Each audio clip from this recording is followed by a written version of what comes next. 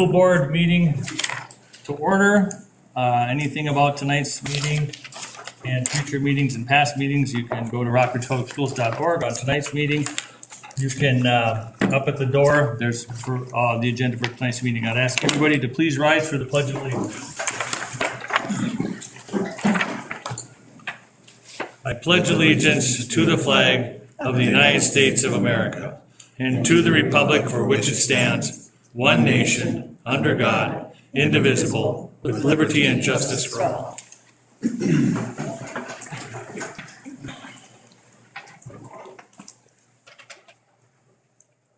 Let the record reflect that all board members are present.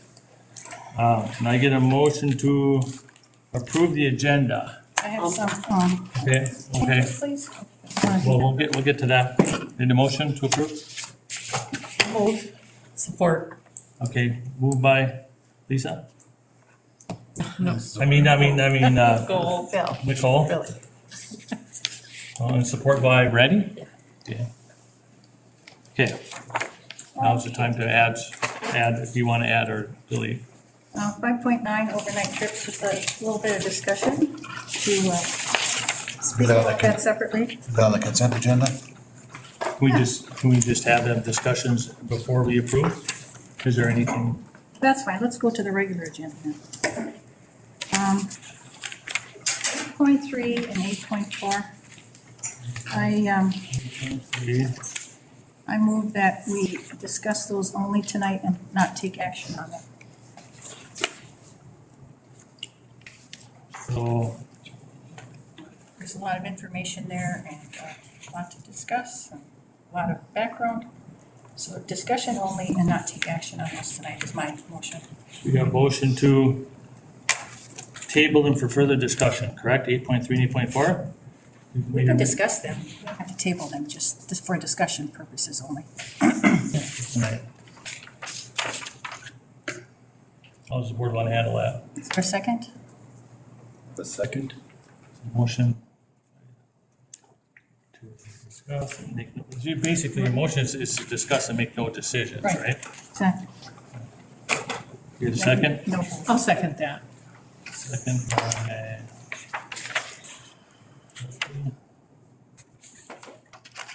Any more discussion? Yeah, there's still some information that I'm waiting on personally, and there is a lot of detail in this, and things happen very, very fast. So 8.3 and 8.4, we're making a motion to discuss without any action. All those in favor signify by saying aye. Wait, what, Huh? sorry, excuse me, what are we voting for first? Are we approving the agenda? Are we, the first motion? Or are we doing the second motion that Polly is? We actually should be doing the Yeah, We can- regular agenda, or the consent. agenda. Just the agenda, okay, so we can do the other one under consent agenda, that's fine with me, okay? So this is the. So there was a Okay. motion to approve the original agenda. Correct. A motion by Nicole and seconded by me. So Correct. This is an are we amendment. voting for, This will be an amendment to that motion for those two to discuss only. So I got a motion and a second. Now we can vote on the amendment before the full motion. Okay, we're voting on the amendment. We'll vote on the amendment. Right. Yeah, all those in favor signify by saying aye. Aye. Opposed? No. Yay.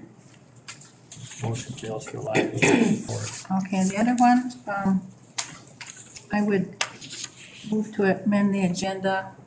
At 8.2, we go into closed session for the expulsion, before any expulsion action. 8.2. So 8.2, we got a motion to go into closed session by Director Sorkin. Any support? if we're gonna go into closed session, does that? Yeah, it has to be- Yeah, that- it yeah, we would can't have do to have that. been Can't do that. posted Can't do prior that. to this Then meeting. we've added it to the agenda minutes. Not to, as long as I've been on the board, that's never happened where we've gone into closed session No. Yes, you and not have it on the agenda. You've added it to the agenda. I know for a fact you have. Okay, well, motion by Sorkin, support We Wait, can't do it. Can't do it? Okay. Well, wait now, you say you can't, and you can't do it. you can't. I'm strongly Yeah. recommending I don't believe you not go into can, closed and I session. don't ever recall. So you see, he's talking about something different now. He's recommending we don't go into closed session. No, You're saying we I'm- never did it before. I'm strongly recommending She's you struggling. don't go into closed Right, session I know. tonight. And I feel uncomfortable even going there. But your comment, Brandy and Tim, you said that we've never done it before, and yeah, there's a history and a lot of minutes that we've done. Gone I into don't- closed session. I don't We've ever added it to remember the agenda without to it go being, into closed session. Yeah, I don't ever remember. it's, yeah. Anything else? So that's my motion, and any second? Motion fails for lack of support. Okay. Okay, so now we're gonna go back to the regular approval of the agenda. You had, We'll take care of that. we'll take 5.9 as we approve it and discuss it. Right. But I'd also like to add that, just a correction to 8.8. If you got a board packet, printed board packet, you did not get the second copy. So in front of you, 8.8 has the second page. Okay. So that's it, just to make a correction so that. All right, Right. okay, with that being said, we got a motion by Nicole and support by, no, I'm gonna get picked on all night long. By Brandy to approve the agenda. All those in favor signify by saying aye. Aye. Opposed? No, Motion passes 6-1. All righty. So we got the truth in taxation. The presenter, Ms. Lintala.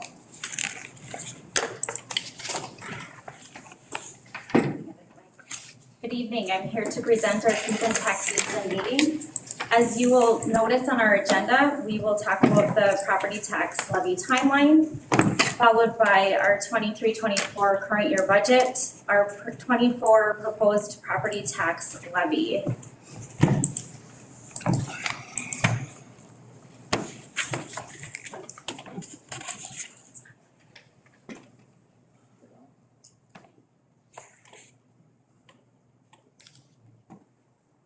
There it goes. Okay. There we go. Our property tax levy timeline is at the September 12th, 2023 meeting, the school board adopted our proposed levy at maximum. In November of 2023, our county auditor mails out the proposed property taxes to our taxpayers, which we've received in our mail. Tonight is our December 11th, 2023 Truth in Taxation public meeting. And tonight, I will ask the school board to certify the final paid 2024 levy. During the 2024 calendar year, our county auditor collects our property taxes that are paid. And then the school district receives the revenue for the 24-25 year. As you can see, our paid 24 total tax levy revenue is $4,747,703. That is 9% of our revenue of our total district. So that little piece of levy, it takes up only 9% of our total revenue. At our June 12th, 2023 Rockridge School Board meeting, the board adopted our 2023-2024 budget. As you'll see, we have our general fund budget for our revenues is $37,986,816. That general fund is made up of Fund 1, 3, and 5, which is our general fund. That also includes transportation and our capital expenditures. And the rest of the funds are listed too, for a total of $51,802,000.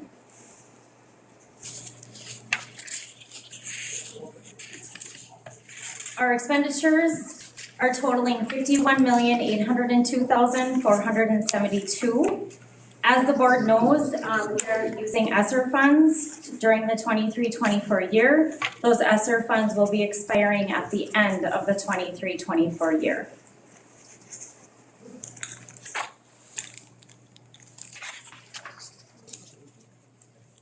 To compare the past year levy and to this year levy that we're asking for approval for this evening, there is an increase of $667,700 $68, so approximately a 16.4% increase from the previous year. I will talk about the increase later.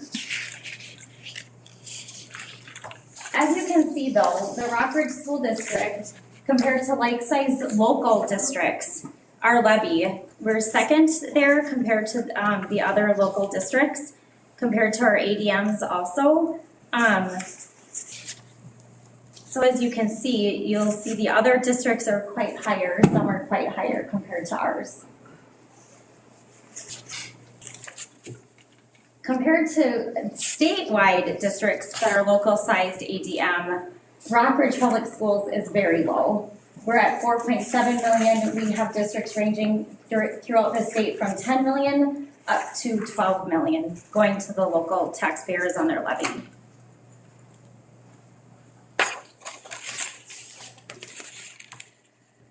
So the components of our levy. This is a comparison from the previous year's levy to tonight's levy that we are talking about. The components of this one are local and state aid. So we receive local levy dollars and also state aid dollars in these categories of operating referendum, equity, transition, career and technical education. We would not want to under levy in any of these areas. If we did, it would also affect our state aid that we receive. You will happen to see the increase in our debt service. I'll talk about that shortly, but that's where you'll see an increase. This is comparing the revenue from just our local levies, so just our local taxpayers. You'll see the increase in the reemployment insurance. It's hard to estimate. That levy includes an adjustment. It's also hard to estimate what our reemployment could possibly be. Some of the factors are uncontrollable by our nature. Some of the factors were based on some legislation, so you could qualify for some reemployment this past year. So some reasons for the levy changes. Our adjustments are unknown. We actually put estimates in, so when the actual adjustments are actual ADMs are received, that affects the levy. Also, state equalization calculations between the aid and levy split. And I also mentioned earlier the increase in the reemployment insurance. And also our district issued bonds. At the June 26, 2023, our board approved to issue bonds from the 2019 election. At the 2019 election, our voters authorized the issuance of up to $178,475,000. Our district at that time issued bonds totaling $164,905,000, which left us a remaining unused authority of $13,570,000. And like I stated, on June 26th, our board decided to issue the remaining $13,570,000. So that increased our levy. Our levy is, we're fortunate, we're a taconite production district, as we all know. So we receive taconite production credits. As you can see there, we received over $1 million in taconite production credits. That replaces revenue that we would have received from property owners. So that is decreasing the amount that the property owners would pay. The amount of taconite production credits is based over a 3-year period of taconite production in our area. So tonight I'm asking for the board to certify the pay 24 levy at $4,747,703. Can I get a motion to, thanks Andrea. Yes. Can I get a motion to approve? So moved. By Director Reardon. Aren't we having a hearing first before we discuss? Do we have anybody in the audience? That's what this is for. For any taxpayers to ask questions. Okay. Yeah. All right, if anybody, I don't know if there are any, but well, is there anybody in the public that want to speak to the truth in taxation? as a taxpayer, I guess I would. I'd step away from my chair, but I was going through my taxes in the state not the state, but just the school portion of mine went up 35%. Last year, they went up 38%. So I know that not everybody's, the levy increase number does not equal how much your taxes will go up. There's differences all over the county and the state. But to me, that's very hefty. And I'm sure we've heard from other people in other communities and our own communities about the increases in taxes and levies and everything's going up. And, we've got things in the future that are going to go up with the county. We don't know what we're going to be taxed for the new, all these roads and the new roundabouts and everything, that's in the future. We've got actually some of, When you said your taxes go up 35%. yeah, and it doesn't matter the dollar value, it matters the percent that it went up, okay? And that's my point. And percentage is a percentage. You could say, somebody can say, it only went up $10 or $50. But that might be for somebody 2%. It might be for somebody else 50%. Okay. Well, that's my point. And some of the other information we got, and that's in the board packet and for the public who I guess aren't here. Actually, in this packet, the taconite production money that we got is almost $700,000 less.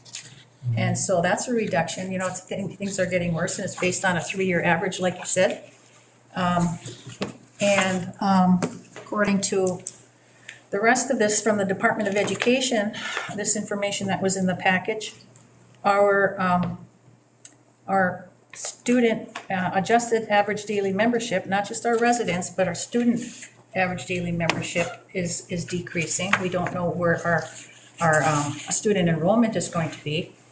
And I think there are other things and other concerns and other unknowns. We don't know how much we're going to be either buying or paying for improvements or repairs or whatever on our buildings that we have and the others that we might be purchasing. And speaking of that 13 million that we bonded for more recently. Are you still talking as a taxpayer or Yes. board member? I'm talking as a taxpayer, because this was all in the board packet. Right. So when it comes to the board member, I'll just say ditto. The board, out of that 13 million, we still have about 2.5 million total revenue not yet directed. And so, I would think that when we get 13 million, it's kind of like a gift. And I, as an individual and as a taxpayer and as a school board member, I think we should maybe pay down our debts and try and find a safe, or maybe put some away for a rainy day and not just spend it and say, okay, we got 13 million, let's find things to spend it on, which I think we've done so far. I know you've reserved some for demolition. That may or may not happen, but why not,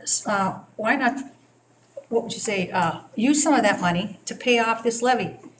And whatever the amount is, that we take that out of the $2.5 million that we have sitting there from the 13 million, just waiting to spend, and we can save our taxpayers some money, a lot of money. And look at what happened in Virginia. They went from 30-some% down to 8%. They reduced their levy to 8%. Now, why can't we do the same, and why shouldn't we be looking out for our taxpayers and living within our budgets?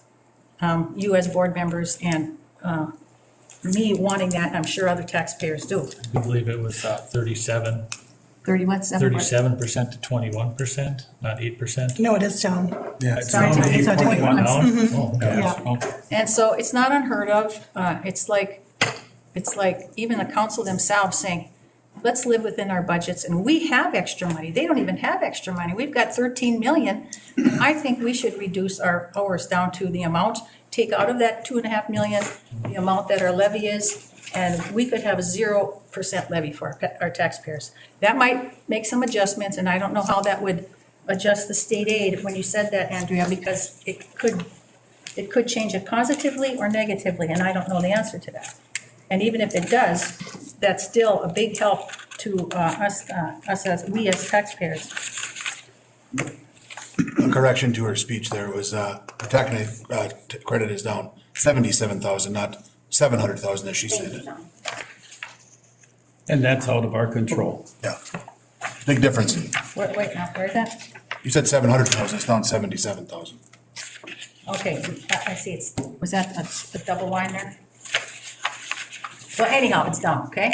That just means there could be a trend and things could be getting worse. And, you know, even when we went to the referendum, it was said, admitted, discussed that, yes, we taxpayers could end up paying more because if the IRRB doesn't get money and the taconite tax goes down, the taxpayers will be footing the bill. So, you know, that might be a trend already starting to happen. But here now, it says the change, Andrea, it says total 667. I know that 77 is in there twice. So is that not the total of the taconite production credits? On that page, taconite production credits, you've got 77,605 twice for a change in local levy, so that adds up to 667. That's a total. Okay, so that is the total and not 77? 77 is the total. Okay, so on the bottom, across, it says total.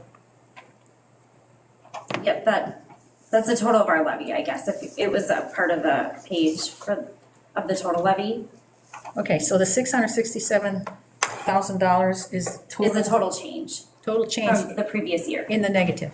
From the previous year of the total levy. Is that a decrease or an increase in the money we get or the money that we have to make up? It says local levy, 667,000. Yeah, our total levy is increasing by $667,000. That's just on the taconite production page? That's just not that? No, that's the Okay. total. Okay, so We've got a motion and a second. Who's supporting it? Oh, I will, let's support that. All right. What about Director Yuhan? And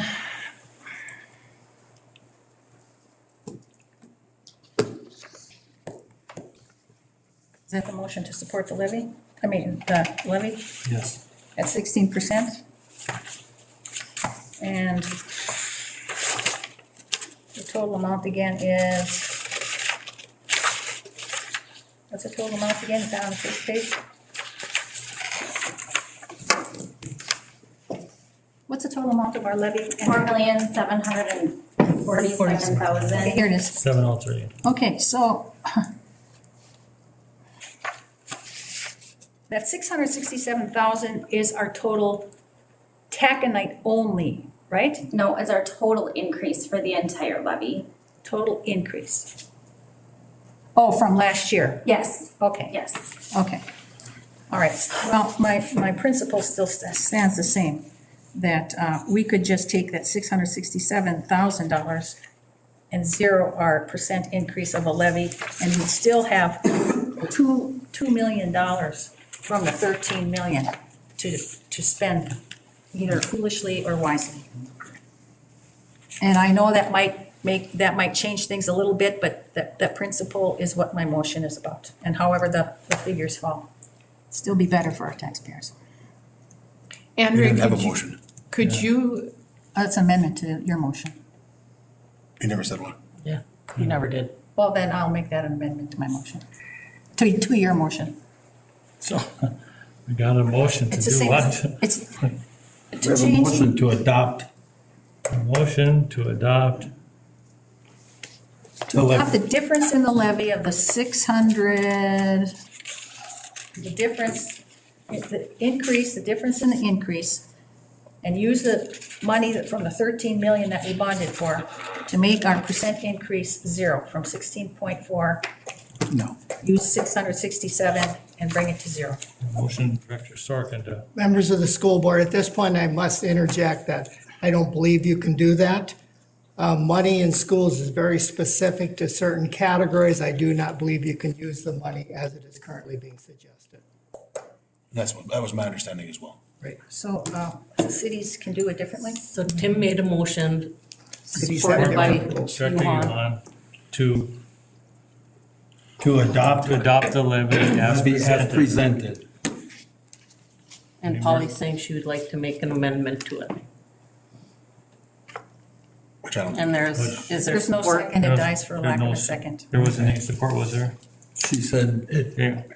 So, got a motion by Director and support by Director Yuhan to adopt the levy as presented. All those in favor signify by saying aye. Aye. Opposed? No. Motion passes 6-1. thank you. Thank you, Andrew. Thanks, Andrea. Thank you, Andrea. Visitor, we got some people speaking on visitor input tonight. I'm sorry for the delay. Ms. Radke, you are up first. She is going to speak on student surveys. What's the timer? I got the time. Yep. Good evening. My name is Terry Radke, and I'm here to speak on behalf of myself and several others about our concerns with the student surveys that collect data on our students. In particular, the 2022 Minnesota Student Survey. We agree with the policy committee's recommendation that student surveys that ask personal information about students or their families be changed from parents' right to opt out their child from taking the survey to them opting in if they agree to their child taking it. The reason being is that the majority of parents are totally unaware of the content of the questionnaires, and they should be able to examine the survey easily and decide if it's appropriate for their student to be asked personal and private questions. And I realize the school policy already states that parents have a right to look at it and to opt out, but it's not an easy process. Most parents don't even realize that, and they don't even know how to opt out. The way the policy is now, it takes for granted that all parents are aware of and okay with it if they haven't opted out. To prove the point, I took copies of the survey and I showed many people the questions that were asked, and the majority of the dozens of people that I showed it were very shocked and disgusted by some of the questions. Many had no idea they could opt out, and they didn't know how to go about doing that. So I started a petition to see if parents would like to change the policy, and I got 60 signatures in a short amount of time. The school needs to be honest and transparent when it comes to the students they've been entrusted to teach. With our scores plummeting in reading, math, and science to under 50% proficiency this year, we need to focus on academics and not make excuses for our failure to teach them foundational skills. We've seen too much emphasis on our differences and self-proclaimed identities and self-absorption that the ground our students are standing on is constantly shifting, contributing to and expanding the mental health crisis that we find ourselves in. All people need to be treated equally with respect. For this fact we have in common, we are all human beings. And at school we should be learning knowledge and growing in character together. Not blaming and excusing each other for our failures, but taking responsibility for ourselves. I don't believe at Rockridge we need to embrace a culture of failure. We need high expectations, responsible behavior, and accountability. We need parent involvement and respect at every level. It's proven that their participation helps a student succeed. So please take the policy committee's recommendation to have parents opt their child in rather than opting out. Thank you. Thank you, Terry. Nailed it, 3 minutes. Good. She got something, a little extra in her stocking. Thanks, Terry. Up next is going to be some individuals speaking on the soccer program. It'll be Jill Clennon, Jill Stark, and Parker Clennon. How you guys want to all speak together, I don't know how you want to do that, but you will have 9 minutes. I mean, or if you can get it done sooner, the better. Okay.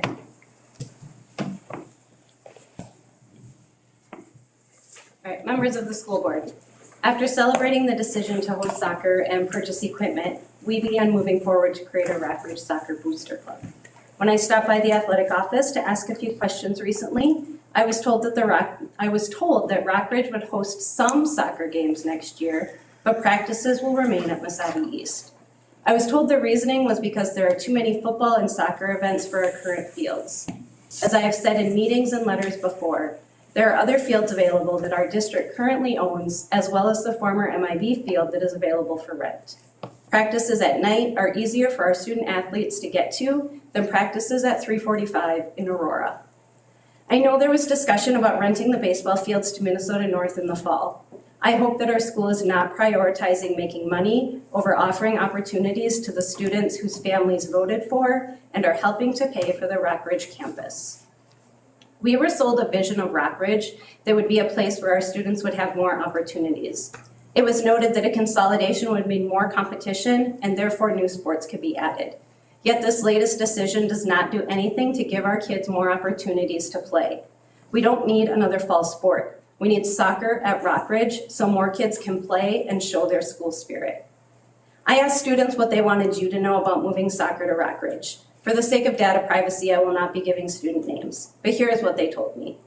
I would like to move soccer to Rockridge for a few reasons. First of all, I hate driving to Mesabi East every single day for practice. I know it's only like 20 minutes, but not playing at the actual school you go to gets old. Most kids can't drive until they're in 10th and 11th grade, so they're trying to get rides from parents. I can't get rides, so I have to rely on getting rides from another parent. The team is mostly kids from Rockridge. All my friends who quit their fall sports are saying they're going to join now because it's going to be a Rockridge sport. They won't join if it's Mesabi East. I don't want to have to pay for gas or have my family do that. A lot of kids have to find a ride when they can't and they quit. That's why I quit. I would go back to playing soccer instead of football if it was at Rockridge. There are only 2 players from Mesabi East. We should be Rockridge so we can represent our school. We would have a student section here. The one game we had at Rockridge had a student section, and we've never had a student section at Mesabi East. Mesabi East is a 40-minute drive from my house. If it were here, more Rockridge girls would join, and we need more players. We probably would have continued playing soccer if it was at Rockridge when we started in 7th grade. We would switch back if it was at Rockridge next year. I think soccer should be at Rockridge because it's a lot to drive to Mesabi East every day when there are only a few Mesabi East kids on the team. There are kids in our grade who would join, but they probably won't now. We understand that schedules will be difficult, but there are other options besides keeping the program at Mesabi East. Please reconsider this decision and work with us to allow our kids to play soccer as Rockridge Wolverines. Thank you. Good evening. My name is Jill Stark, and I'm a parent of 2 soccer players. And tonight I'd like to share my concerns and frustration with the lack of a program that we do have at Rockridge. So our Rockridge players make up about 86% of the JV and varsity soccer teams from this year, and the data has been about that for the last few years. Yet all of these Rockridge players are playing at Mesabi East, which saddles the athletes and their families with providing that daily transportation to Aurora for practice and games. This is a huge hurdle, especially for our junior high students who cannot drive. There have been many athletes who have played since early elementary school who have had to quit because there's no way for their working parents to get them to and from practice every day. Not only are we forcing these parents to take off time or leave work early to drive their children, but we're also asking teenage drivers to load up their teammates in their cars and take them to practice so they can field a team. We've inquired about transportation before the 2022 season, but we were told that maybe the following year, meaning this year, they could provide it because with the consolidation of the Evelyn and the Virginia athletic teams, but not the school yet, there were lack of buses, which was understandable. So this summer we met again with transportation and we were told it was not possible. Again, we were faced with the disappointment and frustration along with the task of trying to get our players to Aurora. So I'm not sure what the reasoning was, but it was no longer the lack of having a school for everybody to be in. So partway through this season, we learned that the soccer team would be moving to Rockridge for our 2024 season, and everyone was excited. We even played the home game at the Rockridge football field, and our athletes felt like they were representing their school. And like Jill stated, we had a cheering section, we had a student section, and it felt really great for those kids to represent their school. Even though it would have felt better to wear green and black, they knew by next year they could play as a Rockridge team. However, a few weeks later, we learned after the season was over that soccer was not moving to Rockridge after all, and we'd have to stay at Mesabi East. So again, that disappointment and frustration set in. So I think back to when the consolidation of the schools was being discussed, and we were promised so many opportunities for our children. We feel let down, and these are only some of the students behind me that are being disappointed with these decisions. These students and athletes don't feel that their sport is treated equally to the other fall sports at Rockridge because it is constantly put on the back burner. They're forgotten about and they just don't feel as valued. So please highly consider working out a plan to bring soccer to Rockridge as was originally planned. Let's give these athletes and this program a chance. Thank you. Thank you.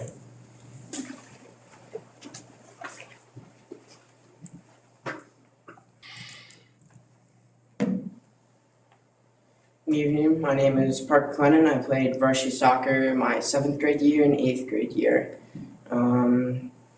I also play down in Duluth for the club of Gitchigumi. The last year we were first in our league out of the entire state. And yes, most people think, oh, it's not that hard to play soccer, make teams, not a lot of people play. But you got kids that don't want to play at Misabi East because they don't want to drive that long. So they're playing football instead, or they're playing cross country or something like that. Soccer is one of the biggest sports in the world. Pretty sure it's the biggest. Lots of kids play soccer as one of their first sports. Let's go back when we first proposed that Rockridge was going to be consolidated between Evelyn and Virginia. And the quota was this will give us more opportunities for all of our kids. Well, I mean, what kid wants to drive an hour every day of the school week just for practice? I know it's not me. And I'm guessing most of you played school sport when you were in high school or something, and the feeling that you had putting on that jersey representing your school. I can't get that because I'm putting a Misabi East jersey on, and I know a lot of other kids can't. The nerves and excitement you get when the student section is cheering, knowing you are the center of attention. But we can't do that because we're not at Rockridge. People say that, yeah, we're not very good, and I won't lie to you, we aren't super good. Working on it though. But I get comments every day that soccer is stupid and a weak sport, but because of this, and because we couldn't play soccer until there was the Y, and then that was it, and then it was high school. So my parents started the Iron Range Soccer Association, so kids like me would be able to play soccer and would be able to get good in high school. My 3 years with the Strikers Association, 2 of it was playing, 1 of it was coaching. My first year, we were the top 3 team in the top 3 in the league. Second year, we were first in the league, and the last year, I was the coach, and we got 2nd place. But if you would let us play at Rockridge, I'm sure many people would join, and we would get noticed. Thank you. Thank you. Thank you. That ends our section on visitor input. Thanks, folks.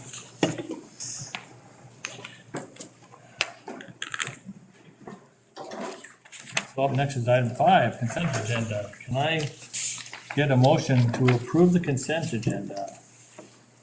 Make the motion. By Director Yuan, support by Director Reardon.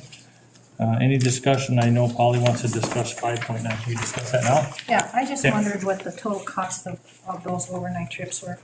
And that's just for one season, the winter season, right? If you could just get that to us and maybe put it in the record too, but I didn't see a total cost. We can certainly look that up, but we do not have that right now. Yeah, I know you don't. And then maybe we should keep track of overnights for, I mean, every, what? Not, well, overnights, but total cost for travel and this and that, but especially overnights. I don't know if it's a small number, an average number, a typical number, a high number, and, you know. Okay, and the number of overnight trips that Rockridge is taking, you gotta realize there were 2 high schools before. the sum total might be really close to what was happening for years with Old Devil, Gilbert, and Old Virginia, but we will certainly look that up, Director Sorkin. I see a lot of boosters paying for a lot of that stuff anyways. Yeah. Yeah, that's just a financial question. And then I know that because we've gone to different hockey tier, then we must be going further distances to play teams at higher levels. So that's probably a variable too. That's been different even combined. Schedule didn't change that much this year. What's part of But it? it's all- It's a 2 years, it's a 2-year schedule kind of, so it's not a lot of changes with this year. I looked at the schedule. We're just playing different teams like in Duluth. Yeah, there must be some though, because you have to go further out for that tier. So, all right, those were my concerns and my questions. We've got a motion by Director Yuan, support by Director Reardon. All those in favor, signify by saying aye. Aye. Opposed?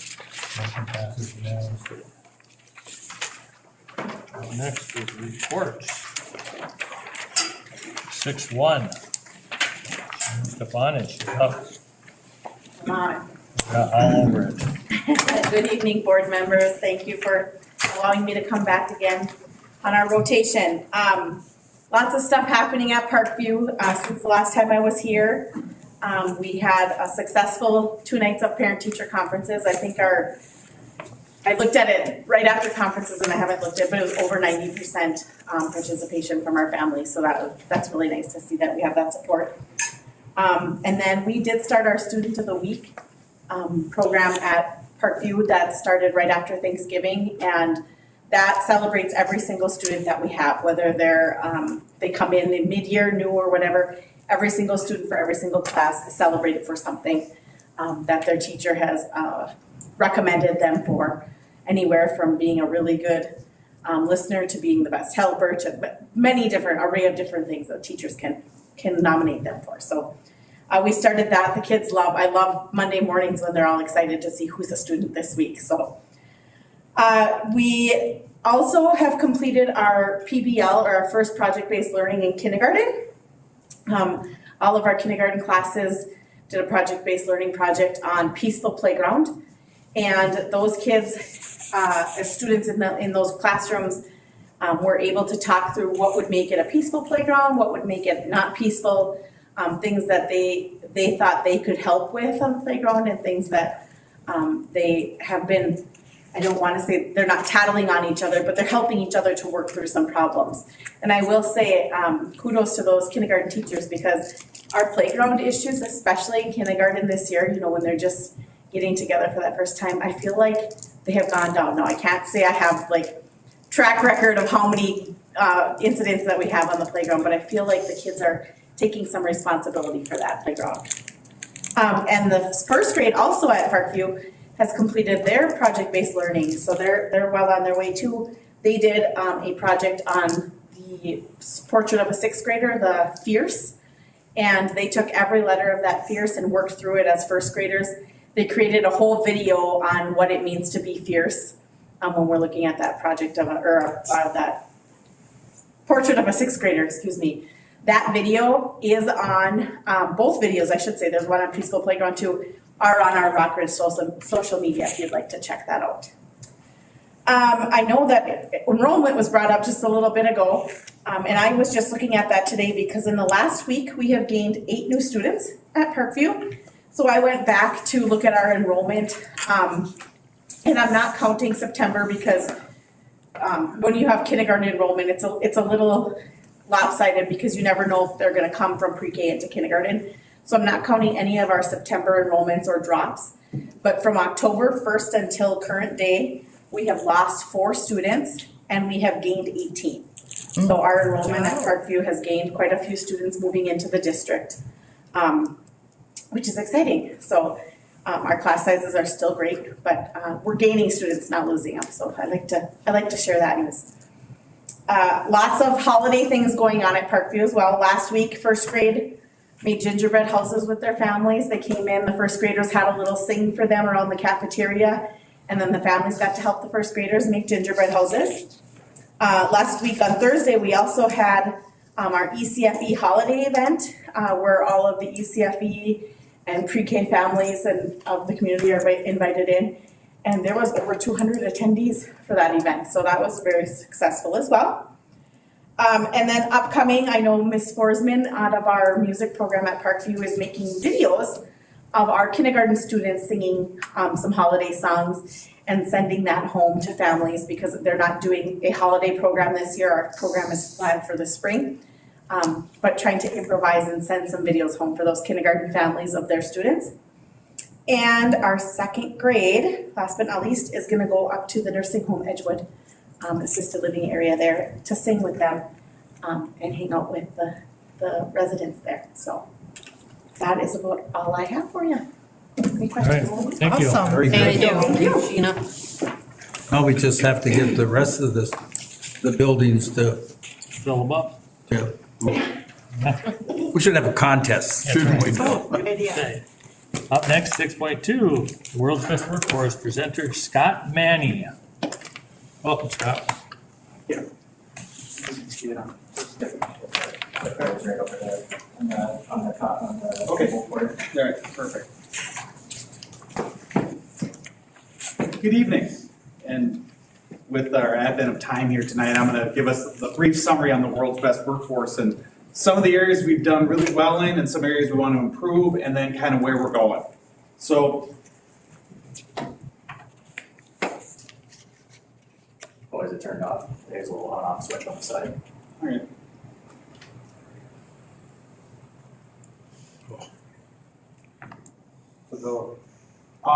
One of our goals from last year was that to raise our proficiency rates by 2%. We were 3.3 and 3.5. So we did really well in that goal. But we made a change for next year, and I'll explain that as we come farther. The one we did, if you remember, we talked about students that were identified as in two subcategories. That dropped, but our number of students in our district is very low in that area. It went from 20 to 12. So if you have one student that takes a test different, it throws those numbers way off. So just, you can see that. Here's one of our kindergarten readiness. We've done really well in reading and math. The one area that we want to focus on this next year is that social emotional development. I was talking to Ms. Stefanich about it. And they've actually broken that up into 3 areas, separate areas now in COVID. And we had some people that were in the committee meeting with us, and they talked about how many of our students come from our pre-K program into kindergarten. So we're looking at some of that data too. You know, what percentage is it versus the students that are not coming through our pre-K program? This is one we're gonna have to work on, is to increase reading scores by 2%. We didn't do it. We have to do better. Our graduation rates are stellar, 99% in 21 and 96% in 22. Our graduation rates are stellar in this school district. This is one that from 21-22 to 22-23, we increased by 71% of our students taking college level classes. And I can tell you, because I had a family member that was, a cousin that was taking classes, and they were able to take a full year of college off so they could graduate in 3 years from UND instead of 4 years because of Rockridge. And that's a big deal. Here's our goals for this next year. We're going to look at increasing our readiness in 5% specific to that social emotional piece. We have to figure out what's going on pre-COVID versus now after COVID. We're going to move, instead of 2%, we're going to move our increase in our literacy to 5%. So we have some work to do. Now, if you remember, we talked earlier in the year about growth, and all of us have goals. I have goals, Ms. Sponge has goals, our teacher has goals. So instead of using the MCA, we're going to use our STAR testing. Our thing is we're going to want all of our students to increase an average of 1.0 growth equivalent, which means irregardless of where you start, you should grow a full year by going to school in Rockridge, which I think is a much more accurate measure. Then this one now, we've taken, instead of the college path, our career technical education. We're going to start keeping track of those numbers. Now we have that beautiful brand new high school.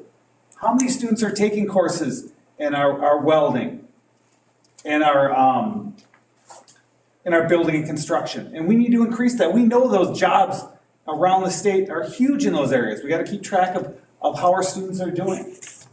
And then we're going to keep our graduation rates over 95%.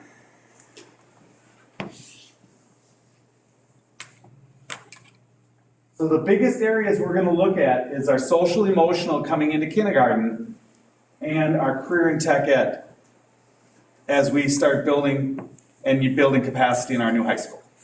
So that's the very abridged version of the world's best workforce. Thanks, Scott. Very good. Up next, 6.3, School to Work Fundraising Update with Mr. Speltz. Oh, Mr. Dang, that was impressive. See? Maybe the first one of those that haven't fallen asleep. No, I'm just kidding. Yeah. I used to have to give those, that's why I can joke about them. Good evening. Thanks for this opportunity. I just want to give, I have some really good things to talk about tonight. And first of all, I want to talk about the Hockey Construction Lab dedication. A huge thank you to Brandon Seppala and Hockey for this commitment to Rockridge High School and its programs. Hockey has committed to sponsoring and partnering on and in the construction lab at Rockridge High School.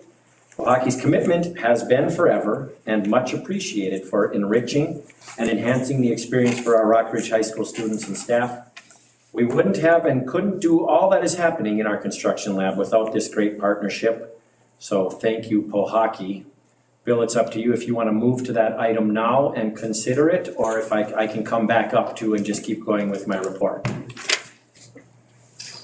That was, I think. yeah, we'll just, you want to go ahead and approve that now? Which would be. 8-1. 8-1. Okay, so we will, can I get a motion to consider approval for the naming rights of the new Rockridge Public Schools and Hockey Lumber and Builders Supplies Incorporated? I'll make that motion. Motion by Director Lotiger, supported by who wants it? Reardon. Any discussion? All those in favor signify by saying aye. Aye. Opposed? Motion passes unanimously. If we can give Hockey a round of Thank you. That's incredible. All right, continuing on donation information. The Virginia Community Foundation, it houses two school funds for us, the Rockridge Education Fund and the Wolverine Fund. We have our own in-house advisory group that manages these ever so kind donations. And some announcements that have come through: $600 to Sarah Thean's group for book study from the Education Fund, $1,760 for Jade Andry of the high school family and consumer science classes from the Ed Fund, $417 from the Wolverine Fund for a batting mat for Jamie Linseth and the baseball program. Education Fund, Tara Fierke, portrait of a sixth grader, $500. Wolverine Fund, Emily Jankala, high kick and dance, $2,000. Education Fund, Samantha Craig, Poppenfuss, Rockridge Youth Climate Summit, $500. Maxine Perko, Education Fund, Jungle Jumperoo cover. Education Fund, Lori Lalonde, map skills for fifth graders, $265. Cara Pond Education Fund, Special Education Adaptive PE Equipment, $1,000. And Crystal Nusich-Dusler, the School Readiness Gym Equipment from the Education Fund, for a total of $5,792 so far. So huge thank you to the Virginia Community Foundation and our own funds, the Rockridge Education Fund and the Wolverine Fund, for all of those great monies. Thank you. Communication and marketing matters. A few recent donation offers, just because people hear that we are out there and we may be interested, maybe they've been watching our meetings, maybe somebody has said to them, oh, I bet you Rockridge could use that. And then I'm lucky enough to receive those calls, and we work out a way to see if we need it, go get it, bring it, use it. So a local resident with extra lumber recently has reached out and asked if we wanted it. And yes, we did. We went and got a wonderful pile of lumber from them, so thank you.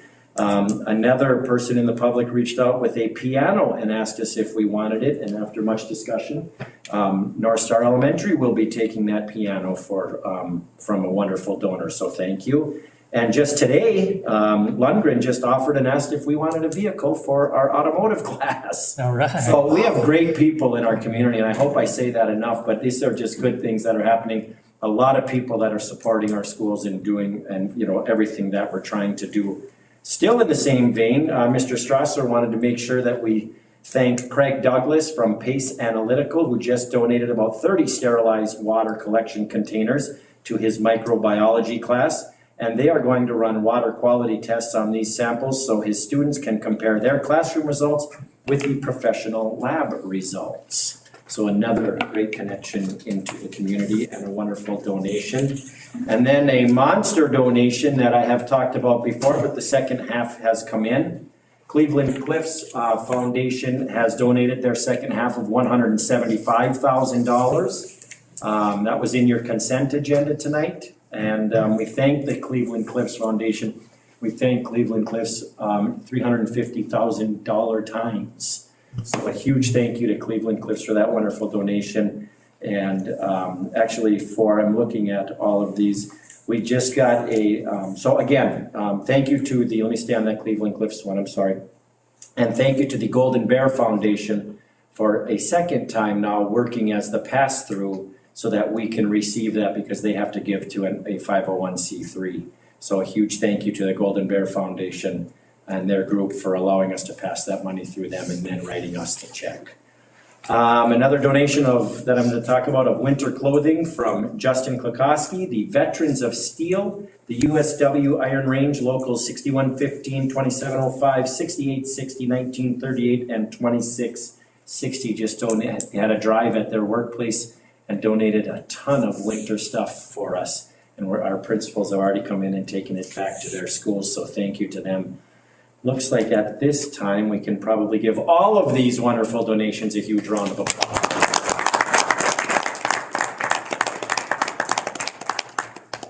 A couple more things. Our CNA class, we were able to get on to the Essentia campus, and Mrs. Rantel has done a great job with that. This first group of CNA kids and getting our kids out there and bringing people in. It's been fun to work with her. So thank you to Essentia for letting us get on campus and go check out everything in the CNA world, the nursing world, the RN world, the LPN world, all of that. And a final one, I recently attended a wonderful Jill Oja. She works as a career counselor at the high school, and she organized a great field trip, and 57 of our RRHS 10th through 12th grade students plus 7 staff members who attended the technical day at Minnesota North Hibbing on December 1st. The experience was fantastic, and we received a compliment on how well behaved and organized our students were. But along with that, that was a great day introducing careers. I hope every time I come up here you realize that that is what we do with this Career Academy, is exactly that. We are constantly introducing careers, teaching skills that go with that, teaching opportunities, teaching options, all of the introduction, emphasize, maintain that goes with all of that. It's really going very well. Wonderful. Awesome. Yeah. Yep. Thanks, Willie. All right, thank you. Good job. Thanks, Mike. Up next, 6.4. Superintendent report. Superintendents. Thank you, Director Addy. I have one thing to just kind of update the board. It is this very slim 100-plus report on why rural matters. And I'm bringing it to your attention because we are in a rural area. We do belong to the Minnesota Rural Education Association, and they're part of a larger national movement. And so rural schools, as everyone knows, if you've worked in suburban, urban, rural schools, the issues are different. They're not the same. And so this report, and also for those who are watching on camera in the audience, I encourage you to take a look at it to see that the issues that we have here, they're not necessarily unique all the time. They're all over the place. You can see information on each individual state. You can see where Minnesota ranks as far as some of the issues there. And Minnesota's kind of right in the middle on almost all the measures that you can take a look at. So I'm not going to go over that, but I want especially to point out in the first page that they entitled it, now we're in rural areas, this is a rural report. It's called Centering Equity and Opportunity. And I'm mentioning that because I need to keep saying this. Equity means a lot of different things. Rural versus urban versus suburban, that is an equity issue. So equity covers a lot of different things. So take a look at it. It's kind of interesting as a reference point. I just want to bring it up to the board just so you're aware that we do work in a larger context. We do have other people who work with us, who want to help us, and we want to work with them to bring education that our kids deserve to rural Minnesota. That's it. All right, thank you. Thank you. Up next, 6.5, can I get a motion to approve the treasurer's report? So moved. I second. Dr. Culver-Dahl, and at least one. Seconded by Westby. Any discussion? No? I was making wisecrack. Okay, that's okay. I can take it. All those in favor signify by saying aye. Aye. Opposed? Motion passes unanimously. 7:20, can I get a motion to approve? I will make that motion to approve. Motion by Director Lotiger, Support Reardon. support by Reardon. Any discussion? 7:20. Huh? The 7. We said 7:20. We did, Oh, it's 5:20. 5:20, Oh, I excuse see. me. I see. Did I not see 5:20? That's okay. I probably should have. Excuse me. All those in favor signify by saying. Oh, okay, we got some discussion? Yeah, I just, in the name of transparency, I would just like to know, and I think the people of the public, especially maybe the 60 people on the petition, probably more, would like to know the reasons why board members feel the way they do about. I think I've been there and done that. Yeah, me Every too. time we've talked about it. But the last time I asked you, you said you didn't have to. Because I've discussed it so many times, Polly. I'm not going there anymore. I don't I mean, understand. I feel personally. And you don't have to. I feel personally suffocated by your relentless reason why we shouldn't approve this. Well, we have 3 readings, and isn't that the purpose? I mean, or just because somebody says something once, you're not supposed to have a further discussion about it? Because the conversation can change, you know, and And it does have I mean, you did ask if there was any discussion, so Yeah, in all fairness. and so you take a jig, you said you get sick of me saying the same thing. No, so I you never get- said I get sick. Well, you use the words, it gets, whatever, I'll listen to the tape and see how you said it. Suffocated. I said suffocated. Okay, I so personally feel it's a date. suffocated. So thank you about appreciating fellow board members and not making remarks about them under the code of ethics, disparaging remarks. Okay. So thank you for that. Are we voting? Okay, all those in favor signify by saying aye. Aye. Opposed? No, So the motion passes 4-3. Administrative items. It's kind of curious that we didn't have this on the agenda for the last meeting. We skipped it. When it Are you was the third reading. clarifying something? Yeah, Well, I wasn't here and Bill wasn't here. You didn't know that, I don't know, maybe you knew Bill was gonna be absent, but I didn't know I was gonna be absent. I think we all knew Bill was gonna be Yeah. absent It for 2 typically, weeks well, I know, but due to It health. doesn't matter. I know, but typically we take it 1, 2, 3, meeting after meeting after meeting, so. I just. okay, 8.1 has already been taken care of. 8.2, consider approval of resolution to adopt the findings and conclusions of a hearing officer to expel student RR-X1-2023-24 for a period of 12 months. And there will be a roll call vote. I'll make the motion. Support. Motion by Director Yuhan, support by Director Lotiger. Lotiger. I have some discussion, not about the resolution and not about the situation, but about the process, which is totally open to the public discussion. I don't see, and I did contact Noel today about this. I didn't quite get my full answer, but I don't know why we're breaking protocol and not having a closed meeting for all school board members to discuss this like we have in the past. We're breaking protocol. I see that there's nothing legal against it. In fact, the law even allows us in statute to go into closed session to discuss these types of things. Okay, and to vote like this would be like, why don't we just take all of our agenda? To me, it's like the same. Let's just say, don't have any discussion, just say yes, just say no. That's a little more serious than that, Holly, you know that. But we You went read into the- closed you read session. the- You read the findings. I did, I know, I'm not saying anything about that I disagree or anything or agree. I'm just saying, I want to deliberate like we did before with my fellow board members. There's no deliberation here in this session without having a closed session. It's very, very strange to me and awkward, and I don't think it's the proper course to take. And could I have an answer of why we're breaking protocol and There Handling this I don't differently? believe there's a protocol I on don't think this. there is either.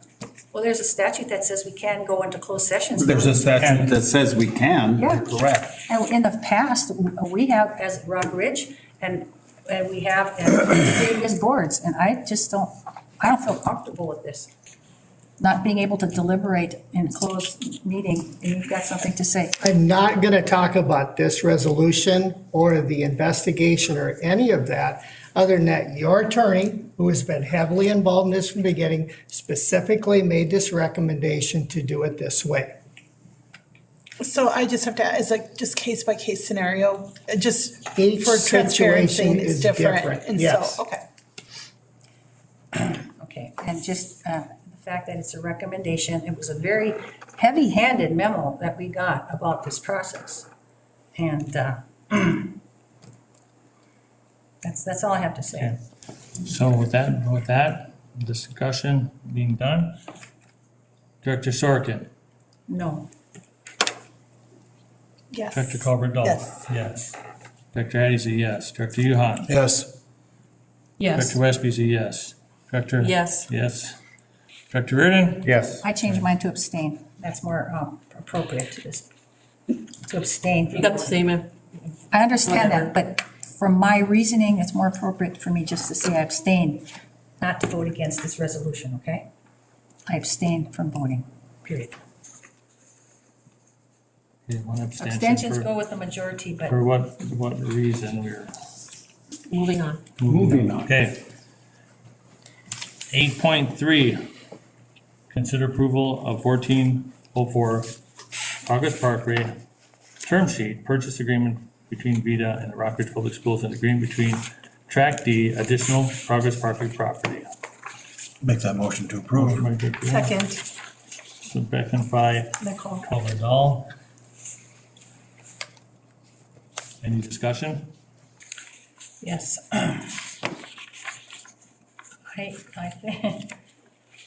I think all that has happened in these pages of papers and agreements and meetings and letters back and forth to each other, and our board never had one closed meeting, either about buying a building, selling a building, all of these other entities, they've had multiple closed meetings.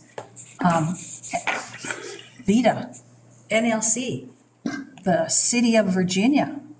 And, we're all in this one way or another, and our board never had any kind of discussions, and I don't think that's fair or right, that I think maybe all of the board should be privy to maybe strategy and what should be the next step and then direct that. We had a little committee, it's an ad hoc committee, but I don't know that even this committee followed through on. Did you watch the last video? I did. The last school board I meeting? did, and you know what I have? I've got the minutes here, and it says John changed his motion for 2 million to 1.7 million, okay? I got that, and I watched it, but then there So was, we have had discussion. okay, Been talking about it since May. but listen Well, now, for a let me couple finish, years. let me finish. From that meeting, there was a November 28th, and I've asked for a copy of that, a revised offer from the school board to VITA that changed that number from 1.7 to 1.85 million. Now, I try and find out, when did that happen? When was that decision made? Who made it? Who made the offer? Why did it change? It's more than what your motion, which I wasn't here to vote on, but it's more than that motion. Plus we're agreeing to pay $7,500 in legal fees. Who knows what the closing costs are? There could be other fees that aren't here. We specifically discussed the attorney's fees. Yeah, well, I'm answer saying. this? Yes, you Okay. go ahead, Nicole. Please. So VEDA met and they basically countered our offer. And so what we're receiving is the counter. And so this is what we're approving tonight. So where's that in This public is, record? this is the counter though, this is it. I've been asking for documentation of what happened and they countered. Well, was there a counter in a private meeting? or This is was the there- counter. This is the counter. This is the counter, but. Right. We don't have to accept it. We can not accept it and counter again if we want. VEDA had a special meeting on the 6th of December. And so then we give them two prices or whatever. They came back, this is what they're willing to do, put forward a purchase agreement. We don't have to accept it. We can counter or negotiate if we still want to. But the letter says they met to consider the school district's November 28th, that's the day after your 27th meeting, for 1.7 million. The revised offer to purchase the property at 1404 Parkway and the adjacent road for 1.85. That, to me, reads that there was a revised offer on November 28th for 1.85 million. That's a counter offer. That was after they discussed and that's what they were saying that they would accept. And so they drew it up for us to approve it, or we can still negotiate. It's not a done deal. I understand that, but you're not understanding me. No, I'm not. They said that there was a November 28th revised offer at 1.85. That's because that's what they said they would do. So we Right. said Well, when- 1.7 and they came back with a Okay, where's that 1.85. document? Where's that document that they did? This Or was is it the a verbal document. agreement? That's what we Was it a verbal agreement? No, well, that's not how this reads. Okay. Okay, and then it doesn't read that way. It doesn't read that this letter is their counter offer. They said they got, and Noel asked you today for the November 28th. We didn't letter. Well, have, there's a November 28th letter, and I asked him today and I haven't received it yet. Well, okay, this may help members of the board. So we're in a situation where, in this one and the one to follow, you have the opportunity to put to rest two major things and make decisions, and you're done. Or you can keep going and continue dragging both of these issues out. In this particular case here, you have talked about eminent domain, so you certainly can do nothing and keep going with eminent domain process and see if you feel lucky as far as what do you think the value of the building is. What you have in front of you, the VEDA board has said, essentially, look, we don't want to go through the eminent domain process. We want to resolve this peacefully. We want to figure something out where both sides, where it mutually works, at least in some area. You don't have to agree with this because that's why you are the board. You are the decision maker on here. That's why it's here. Now, as far as who said what, in order who said what, when did this happen, that doesn't matter. Yes, it does. No, it doesn't. Yes, it does. Because they're giving you, this is an offer in front of you, so you could say, because there's some risk on both parties. In an eminent domain process, you could come back and appraisals could say, it's worth more than 1.85 million. Then you're paying more, plus even more attorney fees. And the attorney fees, that's kind of normal. We put a cap on there so you're not paying over 7,500. That's kind of normal. There's also risk on the side. VEDA has risk. What if the appraisals come back under 1.85 million? So there's risk on both sides of the equation here. So this is not a new topic. This has been talked about for at least 6 years since I've been here, and especially 3 years. We've had a school board committee go through the building. I think that was about a year plus ago that they went through the building. And so what's coming before you is an opportunity to end this. Come to an agreement, or you can keep going down the legal road if you want to. It's really your choice. And that's not my Bill? point at all. That's not my point at all. Go ahead. Yes, yes, Tim? I believe that this is a way for us to end all this bickering between both parties and start to work toward a future together. Absolutely. And so I'm in support of this and taking their offer and voting on it. But, you know, you're misinforming people, Tim and whomever else, because their resolution says, whereas by a letter dated November 28th, the school district submitted a revised offer to purchase it, whereas Vita concludes it's in the public interest to accept the school district's November 28th offer for $1,850. That's my point, not the whole thing of whether we should buy them or what in the next building, in the 1402 building, which I have a lot of opinions on that too. How did this happen? The procedure and the offer? What about this committee? Was this committee of Addie Reardon and Colbert Dahl for having further discussions with Vita? How many of these meetings were public and how many were private? I'm just We didn't asking. have any meetings. Okay, you didn't. So then. That might be a misprint. I mean, maybe what I know is we put out what we said, 2 million to 1.7 with the road. They met, which I know, and I talked to someone on Vita. They came back for the 18, and that's where we are. That's the piece that's missing. When did they meet? Did they meet in closed session? We don't know. And then where's their offer back to us? This is the offer back to us. No, that's not how it says. All right, we're chasing That's our tail in fine. a circle, moving on. No, you know what? Please provide the November 28th meeting to me, and please, I've asked for. We didn't have a meeting. It says 3 times that there. I didn't have a meeting. If I'm understanding Now, this, one at a time. if I'm understanding this correctly, so we had our meeting with, what was it, November 27th? Was that our meeting? Yes. So at that meeting, we discussed what we were willing to counter offer or make an offer to them for the 1.7 or whatever. So I'm assuming what they're referencing, if there's a letter, I'm sure we have to put it down on a letterhead, something stating that we were doing 1.7. So then they counter offered. No, why, I just want a track record of those letters and those communications, and that's not what it says. 3 times in these documents that we counter offered, revised our offer from 1.7 to 1.8. We didn't do that. They came back and told us where's that that's here. And I don't know if there's I don't know if there's another document that There is says a document. that says that we would accept their counter. I don't know. You're probably talking about me. Yeah, but I don't know. This is my job. Or the committee, I knew you were gonna say So that. it is my job. So absolutely, if I had some conversations, would I have talked to people? Yes. Would they have talked to me? Yes, absolutely, because I can do that as superintendent. And so what I, Direction. and so with them is that I believe this is your best deal. If you want to resolve this tonight, you can do it. If you want to keep going, No. you certainly can. It's your choice. And that's not my point at all.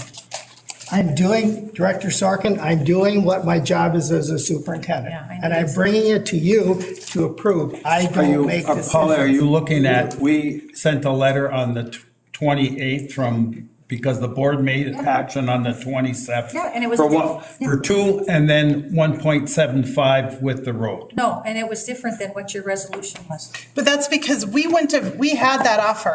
That number came from Vita, not from us. Then where is it So, in public? so then they came back to us and we said, go ahead and give us that offer. Okay, where is that in the public record? Now I'm talking as a person of the public and a person of the board member, okay? You're wearing a school board hat, you're sitting at a school board. Okay, but I am a Not to wear taxpayer too. So am I. Okay, I'm talking. And everybody else at this Hey, table. one at a Can I time. just- Go ahead, Nicole. The thing is, they countered, so I'm assuming Dr. Schmidt said, yes, go ahead. We'll bring it to the board, which he's doing right now, that's typical. And I don't know when they countered that, so I'm looking for that answer too. I did say that. Going around in circles here. Yeah, we are. Well, Okay. was it a verbal counter? That's why it's coming to you Was it a verbal tonight. counter or was it a formal written public counter? It was both. I did both. Okay, we'll drop it, but I'm gonna. You'll, You will. Yeah. not wheel. No, you're gonna. Well, I don't We'll think. drop it now for discussion. You're gonna drop it too, or do you wanna keep talking about it? No. Okay, then we'll drop it Okay. now. Let's, Let's drop it for now. We'll drop it Okay, for now. with all the discussion that is had on 8.3, we have a motion by Director Yuan, support by Colbert Dahl. All those in favor signify by saying aye. Aye. Opposed? No. So it's a 5-2. 5-2 to approve. 8.4, the Evelyn School Site, consider approval of the term sheet. Need a motion? Make that motion to approve. Motion by Director Yuan, support by Director Hattie. Any discussion? I had contacted Noel because I don't know if $500,000 is a reasonable price for that amount of property. So I had asked Noel if that's reasonable, and maybe Nicole can speak to that too, since this is kind of your realm, but, Well, I thought of that also, but when you look at didn't we sell the entire junior high for 50,000? 58. So you take that and you multiply it out over that site. They're getting they're offering us a good deal on this. Square footage for square That's footage. not exactly how it works, but the problem is with land, specifically in town, it's super subjective. Yeah. So you can have, I mean, that's the thing with real estate. Anything's only worth as much as somebody was going to buy for it. So even appraisers can differ. There's not a great, even assessors, they don't, like in real estate, it's super subjective. I did do a lot of looking in and personal. I have an appraiser in my office. We have other real estate agents. I talked about it extensively, and that is probably a pretty good deal for us. I mean, could we and I'm also on this team that's looking for developers to come up here to develop in the Quad Cities. It's incredibly hard for developers to come up here, to want to come up here. And so just looking at other things that are for sale, I do believe that that's a good price for us. Okay. There are no large tracts of vacant land within city limits. That's just super rare. So you're never going to have a comparable sale to measure it by. thank you for your input. And we've been looking for someone to buy our properties for more than several years, so. I would like an explanation on the first box, property description. It gets kind of confusing when it says the entire site and the Franklin School minus the buildings, which will be torn down no later than 2025, unless there's issues related to demolition, providing the city does not want them. Now, what does this mean? Does this mean that they might want some of the buildings and not demo some of the buildings? And then how is that decided and we don't know that at this point. So if they keep some buildings, that price of $500,000 is probably going to be a drop in the bucket. Well, allow me to elaborate, Director Please do, Sorkin, yeah. since you brought it up. Please. You also have another letter which is specifically coming from the Evelyn City Council, which is very clearly telling you they don't want the buildings. They have talked extensively. Keep in mind, they had a consultant named Bob Streeter who's been working them for a while. The council has talked many times about this. They looked at some dollar figures that what it might cost them if they said, hey, let's keep the Franklin building. Hey, let's keep the gym. How much is that going to cost? I believe they did see those dollar figures, and not surprising, and those who have been on the board for a long time will know this, it was sticker shock. We were talking millions of dollars. That is the reason why they're telling you ahead of time, because they originally said they were going to let you know February 29th, what they wanted. They're telling you sooner than that. So it's a courtesy on their part. This is a term sheet, so if you agree to the terms, the Evelyn City Council will agree with the terms, and then the actual contract will be written up with the lawyers involved to get the right wording. So this hits the term sheet. This is a situation where, frankly, from my point of view, because I also see this as my job is to make sure everybody is focused on the communities. We don't want to get into a big, massive argument with cities, townships, because it's the same people. We all live here in the same area. We all got to figure out how to make this work. This is a good offer coming from you. You've already got the money to tear down the buildings. That's no mystery. You deliberately and specifically tore down Virginia High School. You deliberately and specifically are tearing down the Gilbert building. In this case, the Evelyn Gilbert High School and that whole complex is the last area. This is your opportunity again to be done with it so everybody knows what's going to happen. and it sets into motion what we need to do, but this resolves it, and the Evelyn City Council is clearly telling you, we don't want the buildings, thank you for asking. We'll offer you $500,000 for it, you do whatever you want with it, we want this resolved. So the choice is yours. It's still not clear, because then they say this includes the high school, Franklin Stadium, football fields, playgrounds, everything.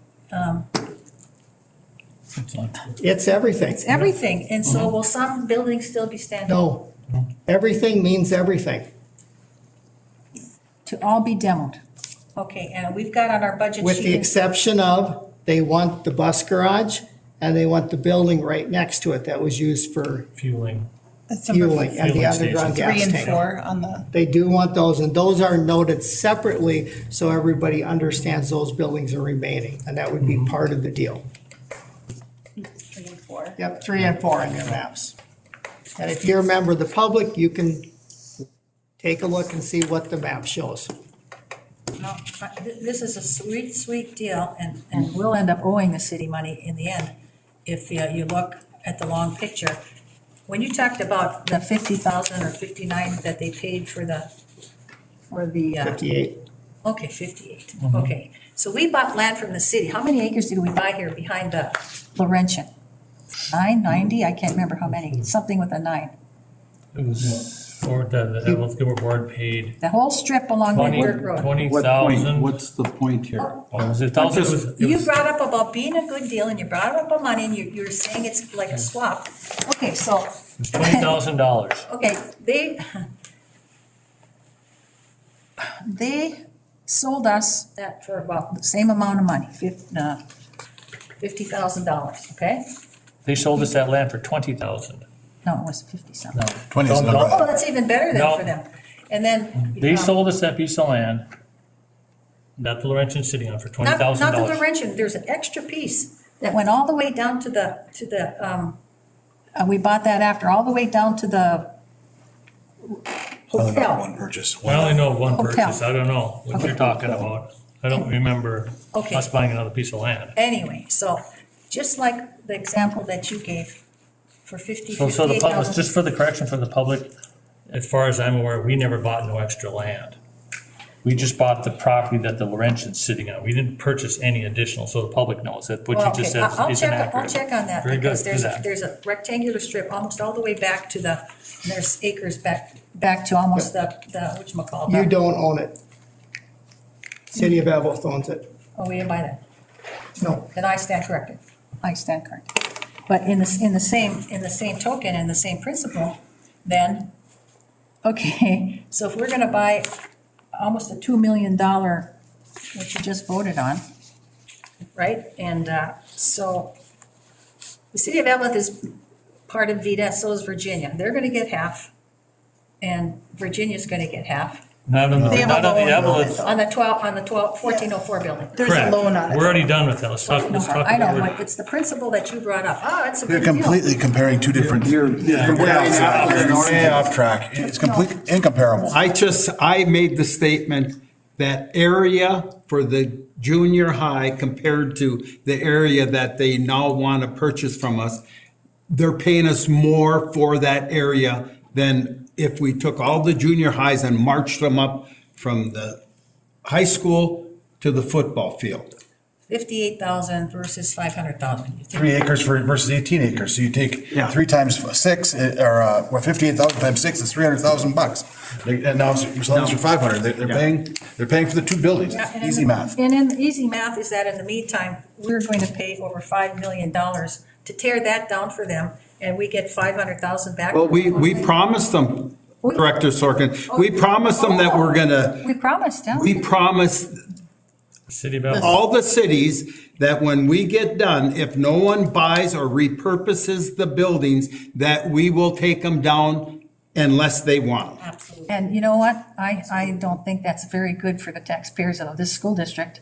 And the extra money we could have to do other things in our school district, like give some room for the music department up in Laurentian, so they don't have to practice in the commons area and entitle people. But anyhow, all right, I'm saying, that's a whole different different subject, but 5 million to tear down, which if I'm gonna sell something to somebody, you want it? Oh, I won't buy it unless you tear it down. On the opposite, oh, I'll buy your land for $20,000 or for $10,000, but you build me a $200,000 house on it. That's the same in reverse. You're saying, oh, you buy the land, we'll buy it from you, Let's but get into a you discussion. have to spend $5 million to gain $500,000. Done. But that's what we promised. I understand where you're coming from, but like, what would you propose? Like, what would you propose? I would propose not tearing down those buildings. But, and doing what with them? I mean, the high school has so many problems that. Not the Evelyn High School, doesn't it? Yeah, no. It's the best building that we have in our. No, the campus. Franklin, I thought was, is No, that Franklin correct? and the. Well, it, Even so, I mean, we've had citizens I in think Gilbert. No, we're so far off the At a time. subject here. And needles being around there and squatters. No, I'm on your side with this. I'm Yeah, I just know. saying, I know. because I am part of a board that is really trying to get developers on here. And I specifically had them look at the Evelyn Gilbert campus. And nobody wants it. Nobody does. It's incredibly, I would love for all of it to be saved. I would. But I know realistically, it's gonna just become, like you said, desolate and Squatterville. If you look, And the city, we have to honor what the city wants too, like, and that could behoove us as well, if we could get more, you know, if we could get more development there, that meets more families, Absolutely, more, gotta be progressive. you know, and that's a big if. that's It's like- more of a hope. You cried, shed a tear when the Roosevelt went down. Absolutely. Felt very, very sad that I know that the Gilbert campus is going down. I'm sure Paulie's feeling the same way about the Evelyn campus. Right. True. You know, I mean, it's, yeah, It's not easy. no. You know, sometimes, Bill, and this isn't a dig, because you said it and I've agreed with your concept, sometimes you jump over $1 to pick up a nickel. Well, in the end, the city, probably the city of Virginia too, but the city of Evelyn, and I'm a resident there, I'm not, you know, I want what's good for them too, but I'm also a school district member and a citizen and a taxpayer and a board member, that they're gonna end up profiting from this in the end. You take half of whatever, even the 1402 building, you get half of $2 million or almost $2 million, that's $100,000. Then they pocket 500, and then they give us 500,000, $500,000 and $500,000. And we haven't even talked about the 1402 building yet. When that gets sold, we don't know, maybe you already have a number in mind, maybe you made a deal already, I don't know. But then they get If half I and they did, get you're half. gonna hear about it. I mean, Why aren't we- let's move on. Yeah, Why don't we, moving on. why don't all board Accusations members are have the being thrown same there, so let's right just to move have on. this information, make these decisions, and then direct you to go ahead and do that? And all board members should be privy to everything that's happening. All of a sudden, we get all kinds of things that. Johan and Ed. That's why I suggested, we never had closed meetings to discuss this strategy. Okay, so all that discussion, Lots, you know, behind the curtain, I wonder if there's lots of things behind the curtain. there's no secret stuff. Okay, All those Call in favor question. signify by saying aye. Aye. Opposed? No. Motion passes 6-1. Consider approval of collective bargaining agreement July 1st, 2023 to June 30th, 2025 between the RRPS and Education Minnesota, Rockridge Local 7394. Can I get a Moved, Reardon. motion? Moved by Reardon, supported by Addy. Any discussion? All those in favor signify by saying aye. Aye. Opposed? Abstain, we never had any closed meetings for strategy. Abstain. Motion passes 6-1. Consider approval of donation request from the Gilbert Police Department, City of Gilbert for fitness equipment located in the Gilbert School. You should have had information in your board packet regarding That should this. say Evelyn School, heads up. That should say at the Evelyn-Gilbert High School. Wait, The Evelyn Gilbert, yeah, because I didn't think there was anything left in there. correct. There isn't. Okay. Motion by Addy. Any support? I have a question. So if this is for fitness, I mean, couldn't our school district use any of this? If somebody else is gonna use this for fitness, why couldn't we? Any of these things? We had three schools. We had Virginia with their equipment, Gilbert with their equipment, Evelyn with their equipment. Now we have an excess of exercise equipment, I do believe, correct, Willie? Correct. And we bought new, and this is like doubles of what we have and everything? No, we never bought a whole lot of new. I think a lot of it was. We bought a lot of new. We bought. We nine. bought in the high school. Yeah. That's why we have extra. Okay, so Support. Johan? that's fine, I'm still in discussion. Well, we didn't get to the support yet. Yeah. We haven't got to discussion yet. I think he made the motion, he supported. Yeah, so we're in discussion. Oh, I'm sorry. I thought, my bad, Paulie. I'm sorry. Yeah, I supported it after we started this. He started the motion. I thought you, whatever, my mistake. Okay. I just hope that we're not buying new things that we could, just like we had some desks and equipment for whatever, that we're not buying new and then giving away stuff that we could use ourselves. I'm coming from a fiscal, whatchamacallit point. I think I just, we, and I understand that, but I just toured with a teacher and went into the school and looked at some classes, and one of the things that they had requested was there's some rooms that do have some old furniture and they would like updates. and I think I got that same request to go meet with Yeah. these teachers and And I walk did. around. I did too. Twice. I yet did to get too. there. I was out of town. And that's gonna be, out of that 13 million, I'm sure we Okay. need things. No. Okay. All those in favor signify by saying aye. Aye. Opposed? Motion passes unanimously.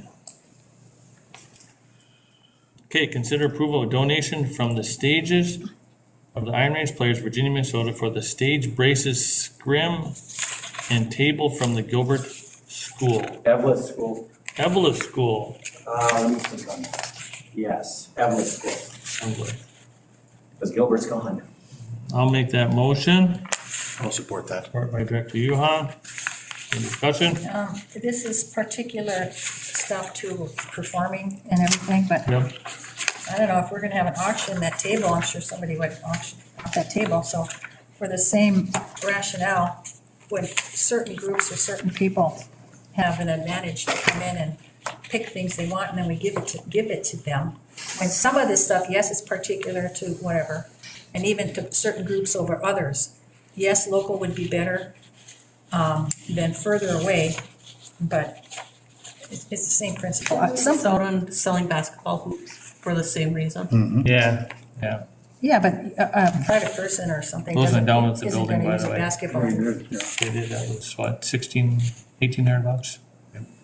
So just when we sell stuff, I just, the principle goes back to the 80s when I was first on the board. It's like, I just want everybody to have the opportunity, equal opportunity, whether you're a vendor, to bid and to know if stuff is being given away or sold, everybody gets a chance and not certain people having advantages over others. And, Like equity. we've given away some other things too that I felt, and I've expressed it Two before. nonprofits, remember? Oh, fine. Right, but that was what the plan was 2 years ago. I know, but there might When have, local nonprofits come for stuff, is this? we should try to help them keep the stuff local because they're a nonprofit. It benefits our kids, it benefits our communities. That's why this group is a local nonprofit and they're getting in before the sales, getting in before the auctions, getting in before any of that stuff. And I don't disagree with that, but there are We know other, that's okay. there's equal opportunity for nonprofits too, just like, I'm not saying nonprofit versus individuals, but that certain things like we've already given to others could have been open to the public in our auctions and things. Done. Okay. All those in favor signify by saying aye. Aye. Opposed? Abstain. Motion passes unanimously. 8.3, consider approval of MOU between Northland Foundation and Rockridge Public Schools to implement the Northeastern Minnesota Family, Friend, and Neighbor Child Care Provider Outreach and Supportive Initiative. Make the motion. Support. Support by Director Lotiger. Any discussion? All those in favor signify by saying aye. Aye. Opposed? No. Motion passes 6-1. 8.9, consider casting a ballot vote for the MREA 2023 elections North Zone 2024 Board of Directors. Now, is that, I had it in my thing, there should have been a ballot in there, correct? I thought I saw it. There is. I move to cast our vote for, who's that fellow from Thief River Falls? Ryan Walseth? Who's, I don't see the names on here, actually. It's on, who's the names? it's on a page here, the second Yeah, to last there's- page. Jeff It's- Radel from the Lake Superior School District, Ryan Walseth from Thief River Falls School District, and a write-in candidate. This seems like an online form, and if we vote on something, then somebody will enter it into the, It is. If you tell us who you want to vote for, we will take care of entering it and online. that's what I'm Okay. doing. All right. Making a motion for I second that. Mr. Walseth. Okay. Perfect. Ryan Wolseth. Ryan Wolseth, Jeff Yep. Radel. For Thief River Falls. So the motion is for Ryan and, We're at discussion. Polly made the motion and Nicole supported. Also known as Okay, so we got 3 votes for, so then it would be just a unanimous vote by one candidate Let's that's vote as cast. a board. As a board, you can vote. Okay, so then, You could ask for discussion. yeah, how about some discussion on it? Well, I'm the good way with I that. look at it, Polly was on that board for a while, and do you still go to their I resigned. conferences? I resigned. But do you still go to their conferences? No, I resigned. Okay, well, then I withdraw my comment. What was your comment? No Well, more I was discussion. just gonna say, you probably know some of these people. I do. So all those in favor to nominate Ryan Walseth, signify by saying aye. Aye. Opposed?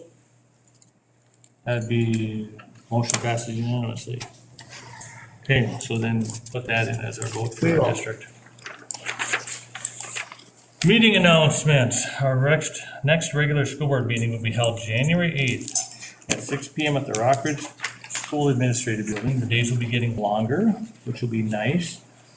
December 14th, coming up here in a few days, 2023 at 9 AM. There's going to be a Buildings and Grounds and Transportation meeting here in this building. All public are welcome to attend if they want to sit in on that. Item 10, can I get a motion to adjourn?